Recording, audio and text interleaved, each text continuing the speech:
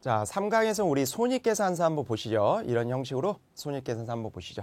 이번엔 손익계산서 과연 사실 손익은 많이들 사회생활 하시면서 접하셨어요. 근데 손익계산서 과연 주려는 정보가 뭘까? 한번 함께 보시죠.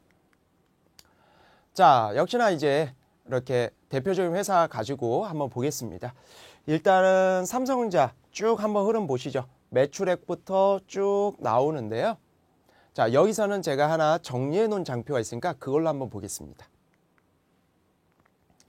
자, 단계별 이익이라고 표현했어요. 여러분들 손익계산서 보면 역시나 앞에 우리 재무상태표에서도 유동자산, 비유동자산 나누듯이 이렇게 단계별 이익이란 명칭을 붙였습니다.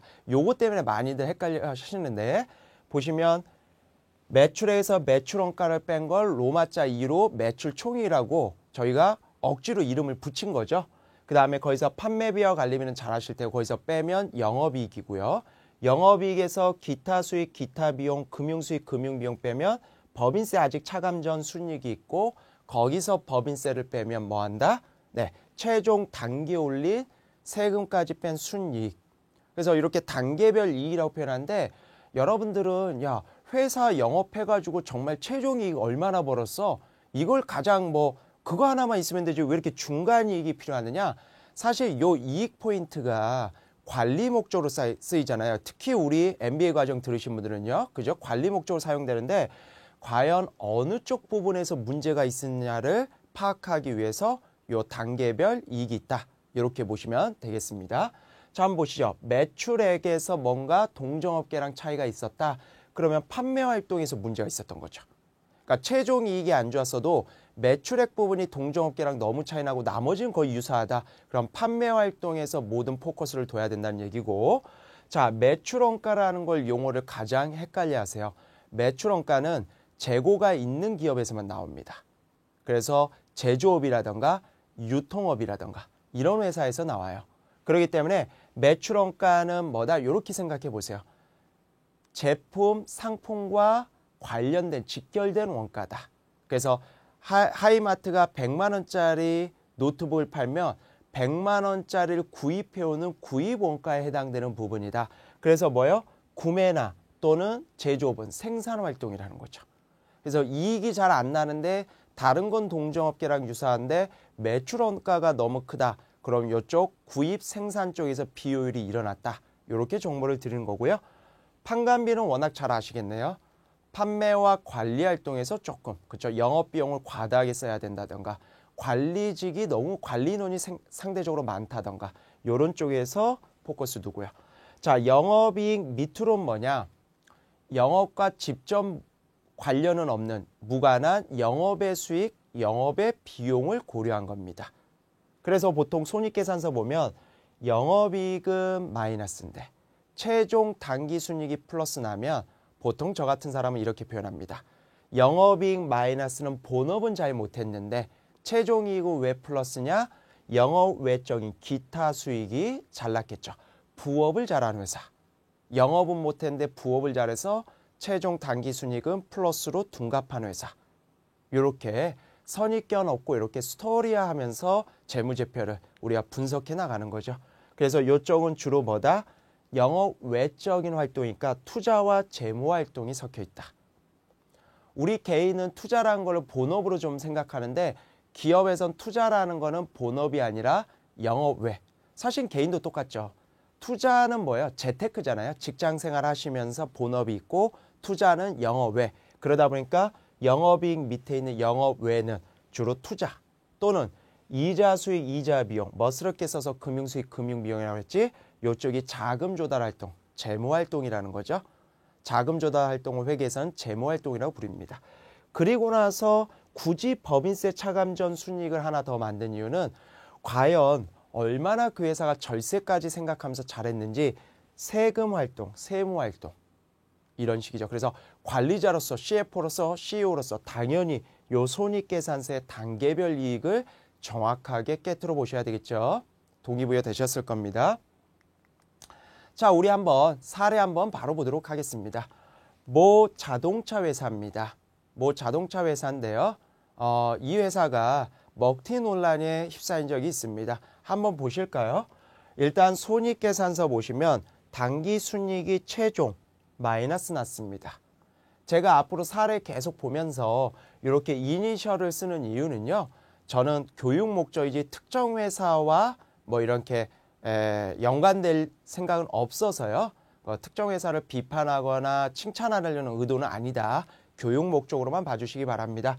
자, 원단입니다. 한번 바로 읽어보세요. 우리 경영자 되실 분들 숫자 바로 읽으셔야 되죠. 회계장부에서는 가로 붙으면 마이너스입니다. 6,300억 적자예요. 그래서 이 회사가 뭐냐면 적자 났으니까 우리 청산할게. 이렇게 얘기한 거야. 그래서 먹튀 논란에 휩싸였죠. 왜요? 망한 회사는 보통 은행에 가서 살려주세요, 살려주세요 이렇게 사정하기 나름인데 야 우리 적자 나니까 청산할게. 너무 당당하니까 오히려 뭐예요?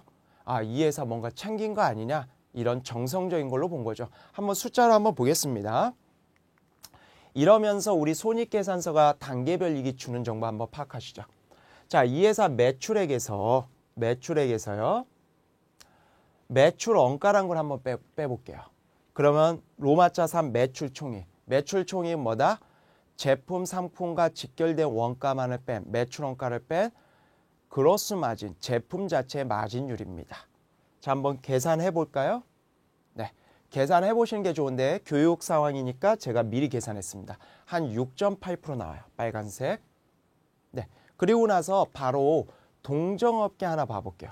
동종업계 대표회사를 하나 봐보면 자, 단계별 이익의 손익계산서 매출에서 매출 원가만 뺀 거 매출 총액 구조를 41조로 한번 나눠보면 41조로 나눠보면 매출 총익은 23.2% 나옵니다. 자, 이때 놀라셨어요? 놀라셔야 됩니다. 이게 우리가 MBA 과정을 듣는 분들이 훈련돼서 가야 될 경지에 이르는 곳입니다. 뭐냐면 이게 영업이익이면 이 정도 차이가 날 수 있습니다. 그죠? 왜요? 경영을 방만하게 하면서 판관비를 많이 썼다던가. 근데 제품 자체의 마진율이에요. 그게 매출 총익률이 주는 정보입니다. 여러분들 생각해 보세요. 물건 떼어다가 파는데 유통업 하는데 애초에 동종업계는 다 23%부터 시작을 하는데 나는 물건을 비싸게 떼어가지고 6.8%부터 장사 시작하는 분이 있습니까? 난 6.8%부터 야 처음부터 이익률 안 나는 거에서 잘 아껴서 이익 내볼게. 난 이런 게 스릴 있어. 이렇게 사업할래. 그런 분 없죠. 그렇기 때문에 여기서 벌써 6.8%와 23%가 큰 차이를 보인다는 건 뭡니까? 뭔가 하나는 왜곡이라는 거죠. 그러다 보면 한번 찾아보고 싶은 유인이 있겠네요. 가볼까요? 자, 요 이유 이제 왜곡된 걸 한번 찾아보는 거죠. 봤더니 요 유사를 사례를 봤더니 이제 주석이라는 게 어떤 정보를 주는지 보실 수 있어요. 주석 부분에 가보면 이 회사도 R&D라는 걸 했습니다. R&D. 근데 R&D를 했는데 100만 원 단위라 2조의 R&D를 했어요. 현금으로 R&D를 했는데 1조는 깔끔하게 경비 처리했습니다. 비용 처리했고요. 나머지 1조는 여러분들 많이 들어보셨죠? 사회생활 많이 하셨기 때문에 R&D라면 자산이라고도 보죠. 그래서 나머지 1조는 자산이라고 봤어요. 요게 이따가 이제 바이오 사례를 보면 이 부분이 되게 민감한 거죠. 바이오 업종은 뭡니까? 바이오 업종은 요 R&D의 처리 문제 때문에 워낙 민감해요. 그래서 뒤에 여러분들 보시면 현금표가 따로 있는 거예요. 왜요? 돈을 2조라는 돈을 썼는데 전부 그냥 돈 썼으니까 마이너스 하면 좋은데요. 손익계산서에 1조는 비용 처리하면서 마이너스, 1조는 자산이라고 우겨버렸습니다. 개발비, 무형자산. 왜? 요게 제조업들이 가장 많이 나와요. 원래 자산성을 정확하게 판단해야 되는데 워낙 이렇게 잘 모르다 보니까 그냥 보수적으로 한 반은 비용 잡고 반은 자산 잡는다. 자, 그러면 다시 주인공인 이 회사 G사를 보시면 이 회사도 R&D 했죠. 한번 읽어볼게요. 당사는 정기 단기에 연구 개발비로 6,100억과 6,400억을 매출원가로 계상했습니다. 이 매출원가는 손익계산서에 나오는 제목이죠. 비용 처리입니다. 진짜 비용 처리. 이걸 깔끔하게 비용 처리했다. 여기는 제가 주석 사항을 다 가져올 수는 없었잖아요. 캡처해야 되니까 제가 컨트롤 F에서 파인드 기능으로 찾아봤더니 개발비 무형자산으로 잡은 건 없어요. 그렇다면 뭐다? 6천억의 R&D라고 전액을 자산 잡았다. 그렇죠? 그렇다라고 하면 어떻게 된 거예요? 이 회사는 전부 비용 처리한 거예요. 자, 이때 좀 이상하지 않으세요? 자, 감정이입을 하셔야 됩니다. 여러분들 있잖아요. 경영자 이제 되실 분들이지만 난 이미 경영자다 하고 감정이입해 보면 회계가 좀 덜 어렵습니다. 아니, 제가 여기 회사 경영자면 이상해요. 6천억씩 적자 나는 회사가 동종업계가 의뢰 R&D 하면 반은 자산 잡는데 당연히 반은 자산 잡아야죠. 동종업계가 그렇게 잡고 있는데 왜? 그러면 이 회사 처음에 기억나세요? 6천억 정도 적자가 났습니다. 그럼 반을 R&D 6천억에 자산 잡으면 비용 처리는 매출원가 한 3천억만 되니까 적자 폭이 3천억으로 줄어든다는 사실이죠. 저라면 당연히 이렇게 처리해서 적자 폭을 줄여서 좋아 보여야 될 거 아닙니까? 그렇죠? 농담 삼아 들어주세요. 요건 교육 목적으로. 저는 이 회사의 CEO는 적자 폭이 크게 나고 싶어서 적자 나고 싶어서 환장하는 회사다. 왜요? 이 회사는 제가 감정이입해보면 R&D 6천억 전체를 자산으로 우기고 싶을 것 같아요. 바이오 종목처럼. 왜죠? 이 회사 아까 기억 안 나실지 모르겠는데 6천억 적자인데 이 R&D를 전부 자산 잡으면 비용 처리가 안 되니까 6천억 적자가 아니라 그걸 비용 처리 안 했을 테니까 똔똔 제로로 둔갑하죠. 심지어 이익으로 둔갑할 수도 있고요. 다른 거 조금 저기 하면 그렇다라는 거죠. 그래서 이런 모습을 어디서부터 볼 수 있어요? 자, 우리는 아직 초심으로 손익계산서가 주는 단계별 이익의 매출 총이익. 다들 왜 중간 이익이 필요하지? 그로스 마진. 매출 총이익이 6.8%와 동종업계 23% 급격한 차이를 보였기 때문에 보고 싶어진 유인이 생긴 거죠. 그렇죠? 이걸 보시면 손익계산서가 이런 정보를 주는구나 여러분들 습득하셨을 겁니다. 그런 의미에서 한 번 더 요 단계별 이익이 한번 보시죠. 그래서 지금 본 게 뭐예요? 매출 총이익의 중요성, 구매 생산 활동의 차이점을 보신 거죠. 그럼 여기에서 누구나 잘 아는 또 영업이익의 단계별 이익 한번 의미 볼게요. 그래서 원래도 잘 알고 계셨지만 또 다른 측면으로 한번 영업이익이 왜 단계별 이익이 있어야 되는지 판매 관리 활동 부분 한번 사례 한번 보시죠. 자, 이번엔 제이사라는 사례입니다. 그래서 뭐예요? 대기업에 납품하는 회사 중에 하나의 회사인데요. 이 회사 보시면 예를 들어 2000X1년 말에 매출액이 한 400억가량 됐어요. 그때 영업이익이 뭐냐? 이번에 영업이익 보기로 했죠? 127억 정도 됩니다.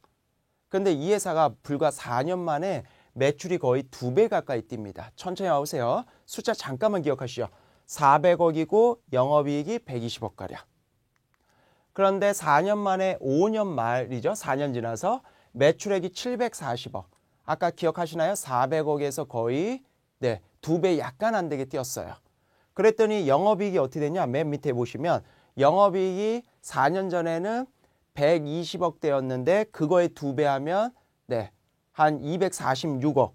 요 정도에 그거 조금 안 되게 230억 되었습니다.